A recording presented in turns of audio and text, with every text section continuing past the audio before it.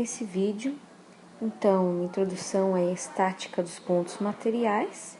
Então, a gente vai começar aí falando sobre a força, que nada mais é do que um vetor com seu ponto de aplicação, que aqui no caso a gente está utilizando aí o ponto A, certo? Então, uma intensidade que a gente vai considerar aí, que essa força tem uma intensidade de 1 newton.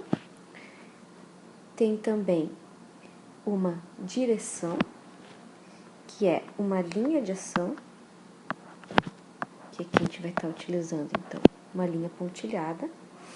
E, então, o sentido, que é uma seta. Então, a gente desenha aqui o vetor, nessa linha de ação, com o seu sentido, com uma seta. A lei do paralelogramo, ela é usada para adição de forças. Então, aqui no exemplo, né, nós temos aqui o ponto A. Então, nós temos aqui o ponto A, certo? Desse ponto A, então, está saindo aí a força F1 e a força F2.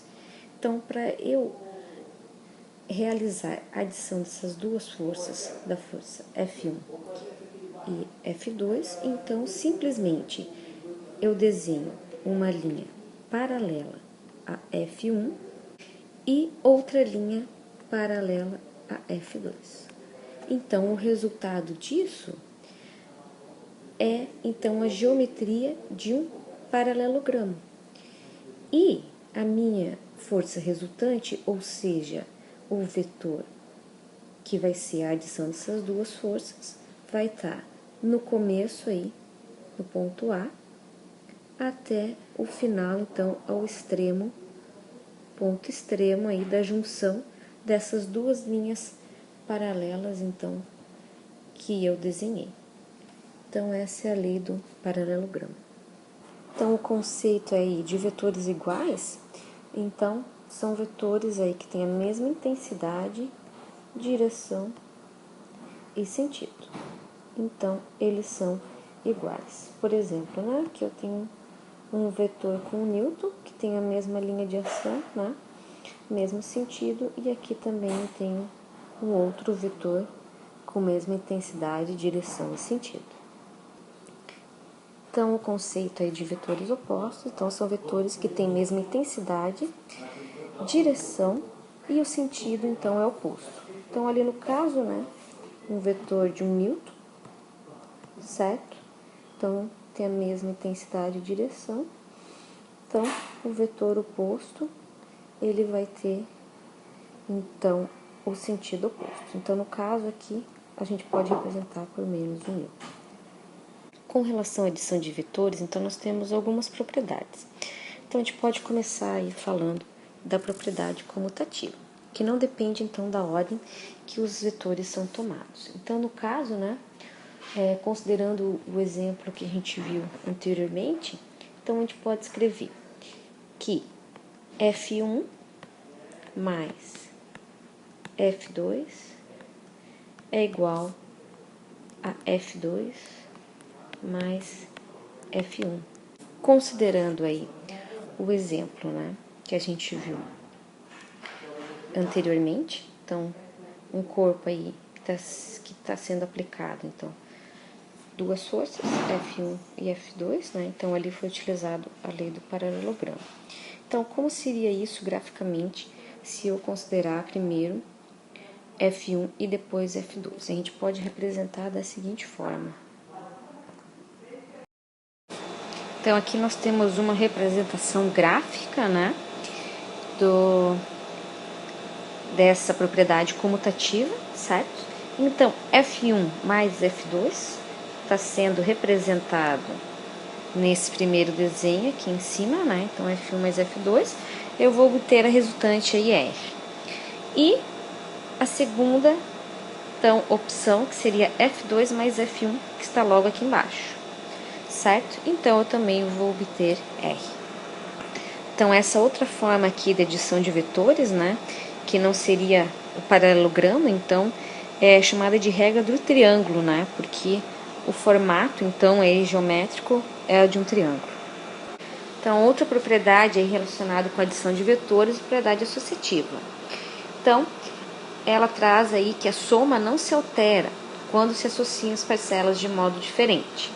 Ou seja, se eu estou calculando aí, então, essa resultante, né, a adição do vetor F1 com F2 e F3, então eu posso primeiramente somar F1 com F2 e depois o F3, ou eu somo F2 com F3 e depois eu somo F1 a essa resultante que foi calculada. Então, como que ficaria isso graficamente, né? Então, aqui no exemplo nós temos F1, F2 e F3, né? Então, ali está representado a sua resultante. Então, primeiro a gente vai somar F1 com F2. Então, aqui eu vou estar chamando que F1 mais F2 é R1, né? Então, essa parcela aqui seria R1. Então, esse resultado que é R1, eu vou somar F3. E o resultado, então, qual seria? O mesmo R. Então, aqui a gente observa que a regra do triângulo foi utilizada duas vezes. E quando eu somo F1 com F2 e F3, então é chamado de regra do polígono. Então, a outra opção aí é, primeiro, eu somar F2 com F3. Eu vou obter aqui uma resultante que eu vou chamar de R2. Então, agora na segunda opção, né, eu vou somar F1 com R2. E nós vamos obter o quê? A mesma resultante. Então, aí na subtração de vetores, nós vamos então somar o correspondente vetor oposto. Então, aqui no caso, né, se a gente quiser calcular F1 menos F2, então como que a gente vai proceder, né? Então, graficamente representando isso. Então, utilizando aí o nosso exemplo anterior, né, o nosso F1 F2, então, o que a gente vai fazer, né? Então, agora é F1 menos F2. Então, na verdade, a gente vai ter que utilizar o vetor oposto de F2. Ou seja, o que a gente vai mudar? A gente vai mudar o sentido, certo? Ou seja, nós vamos mudar a direção da seta do vetor. Então, para eu utilizar aqui a regra do triângulo, né, eu vou ter que mover aqui F2, né? Que ele tem que ser uma continuação do F1. Então, o meu resultado, a minha resultante, ela vai ser, obviamente, diferente. Outro conceito importante aí da revisão, né, de vetores é o produto de um escalar por um vetor. Ou seja, se eu tenho aí um exemplo, né, um vetor que tem a intensidade de 1 newton, né, e eu multiplicar um escalar por esse vetor, no caso aqui o escalar seria representado por n vezes esse vetor aí, F1, vou chamar aqui esse vetor de F1, eu vou obter aí, esse vetor vai ser n vezes F1. Então, no caso, se n for igual a 1,5, então esse vetor ele vai ter o valor de 1,5 newtons. Então, agora vamos falar um pouquinho sobre o conceito aí de decomposição de uma força em componentes. Então, a única força que atua sobre um ponto material pode ser substituída por duas ou mais forças. Então, existe um número infinito de conjuntos de componentes para uma única força. Então, essa informação ela fica mais clara quando a gente aplica em um exemplo. Então, aqui a gente tem um ponto de aplicação, então, um ponto material A, e eu tenho, então, um vetor aí, F, certo? Então, uma força F. Então, por exemplo, né, se eu escolher aí uma componente tá? Que vai estar aqui nesse sentido. Vou chamar de Q, certo? Como que eu vou obter a outra componente, certo? É só utilizar a regra do paralelogramo. Ou seja, aqui eu vou ter uma linha paralela, aqui, e aqui, por consequência, então, as outras duas linhas paralelas que formarão o meu paralelogramo. Então, aqui eu vou ter a outra componente que eu vou chamar de P. Para esse mesmo caso da força F, eu posso ter uma força Q que está aí numa direção e sentido diferente. Então, a gente vai aplicar novamente aí a regra do paralelogramo, né? Então, a gente faz aqui uma linha paralela àquela força. E aqui nós vamos ter a outra linha paralela e a componente aí que vai surgir. Ou seja, aqui então é um exemplo, tá? Do conjunto aí de componentes, tá? Para uma determinada força. Então, existem duas formas aí para se calcular essas componentes, né? Então, a primeira que já foi demonstrada, né? Então, uma das duas componentes é conhecida. Então, nesse caso, a gente pode aplicar aí a regra do paralelogramo, como foi colocado acima, ou a regra do triângulo.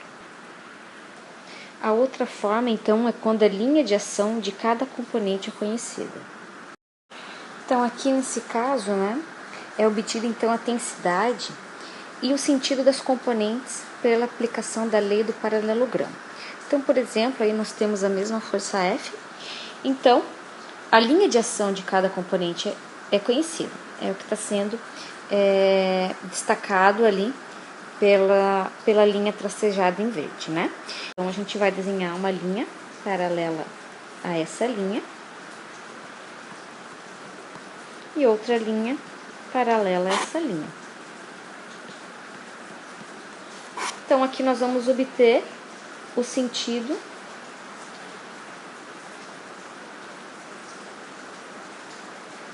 e a intensidade, certo? Dessas componentes.